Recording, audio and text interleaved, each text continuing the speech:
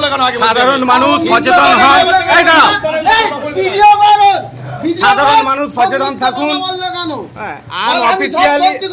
Unofficially ভাবে এইরকম অনেক গ্রুপ রাস্তায় রাস্তায় ঘুরে সাধারণ মানুষের ডেটা নিয়ে যাচ্ছে এবং কোনো তথ্য নেই, কোনো আইডি নেই এবং হিন্দুস্তান লিভারের কথা বলে, হিন্দুস্তান লিভার কোম্পানির কথা বলে ইনি সার্ভে করছিল।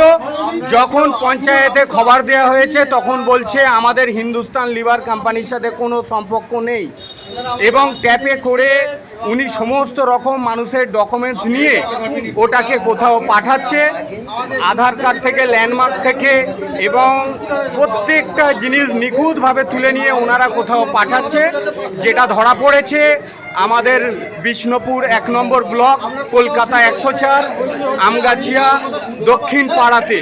আপনার নাম কি দাদা? আমার নাম সন্দীপ পল বাবু এইভাবে ডেটা কালেক্ট করছে আনঅফিসিয়ালি ভাবে। তবে এটা ধরা পড়েছে আমগাছিয়া দক্ষিণ পাড়াতে। এই সমস্ত প্রতারকদের থেকে আপনারা সাবধান থাকবেন এবং আমাদের এই ভিডিওটাকে আপনারা বেশি বেশি করে শেয়ার করবেন যাতে মানুষকে সচেতন করা যায়। কোনোভাবে এই ধরনের ফ্রডকে আপনারা পাত্তা দেবেন না।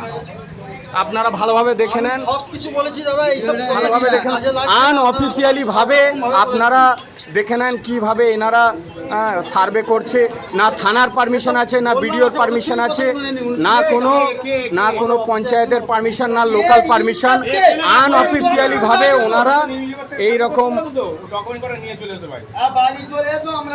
আপনারা দেখে নেন। এই ধরনের প্রতারক এখন পশ্চিমবাংলার ঘরে ঘরে পৌঁছাচ্ছে। আপনারা দেখে নেন।